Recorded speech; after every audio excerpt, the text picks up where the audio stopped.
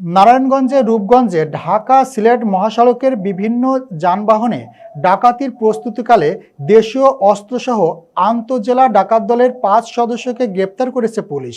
এ সময় জব্দ করা হয় ডাকাতির কাজে ব্যবহৃত একটি যাত্রীবাহী বাস। প্রতিনিধি সাইদুর রহমান জানান, সোমবার ভোর 3টার দিকে ঢাকা সিলেট মহাসড়কের তারাবো পৌরসভার কর্ণগোপ এলাকা থেকে তাদের গ্রেপ্তার করা হয়।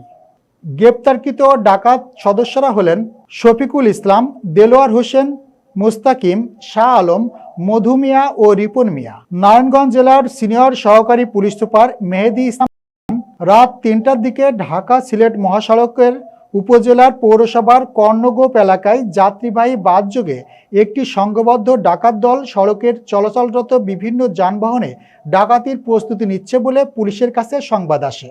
উক্ত সংবাদের ভিত্তিতে পুলিশ অভিযান চালিয়ে দেশীয় অস্ত্রসহ আন্তঃজেলা ডাকাত দলের 5 সদস্যকে গ্রেপ্তার করে। এ সময় জব্দ করা হয় ডাকাতির কাজে ব্যবহৃত একটি যাত্রীবাহী বাস। গ্রেপ্তারকৃতদের বিরুদ্ধে রূপগঞ্জ থানায় মামলা দায়ের করা হয়েছে। পরে তাদেরকে নারায়ণগঞ্জ আদালতে পাঠানো হয়। 19/4/2026 খ্রিস্টাব্দ তারিখ আনুমানিক রাত 11:15 থেকে 11টার দিকে আমাদের একটি টিম তারাবো পৌরসভার অন্তর্গত কর্ণগোপ এলাকায় ডিউটি করছিল।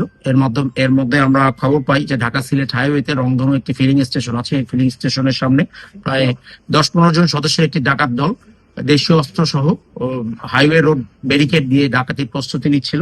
তো আমাদের অফিসার ইনচার্জ মহোদয়ের মোবাইলে এই খবরটি আসা মাত্র ওই এলাকায় আমাদের যে টিম ডিউটিরত ছিল, সাথে সাথে উনি ওনার নেতৃত্বে একটি টিম আমরা ওই এলাকায় এঙ্গেজ করি ডাকাতদেরকে ধরার জন্য, এবং আমরা অতি দ্রুত ঘটনাস্থলে পৌঁছে তারা যখন ডাকাতির মোটামুটি খুব কাছাকাছি চলে গিয়েছিল, যে সময়টা ডাকাতি সংগঠন করবে, তো আমরা হাতে নাতে তাদেরকে একটি বাস সহ দেশীয় অস্ত্র সহ 5 জন ডাকাতকে হাতে নাতে গ্রেপ্তার করেছে, এবং আমাদের উপস্থিতি টের পেয়ে প্রায় আরো 10 থেকে 15 জন পালিয়ে যেতে সক্ষম হয়। তো কালকের এই ঘটনাটি আমরা মনে করি যে আমরা যদি সঠিক সময় রেসপন্স করতে না পারতাম তাহলে বড় কোনো অকারেন্স ঘটানোর তারা প্রস্তুতি নিচ্ছিল।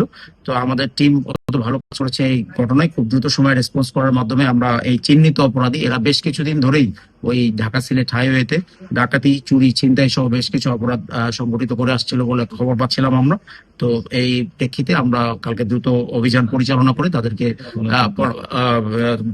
আমরা গ্রেপ্তার করতে সক্ষম হয়েছি, এবং যারা পলাতক আসামি আছে ইতিমধ্যে তাদেরকেও আমরা শনাক্ত করতে সক্ষম হয়েছি। তাদের গ্রেপ্তার অভিযান চলছে, আশা করছি অতি দ্রুত আমরা তাদেরকে গ্রেপ্তার করতে সক্ষম হব। ধন্যবাদ আপনাদেরকে।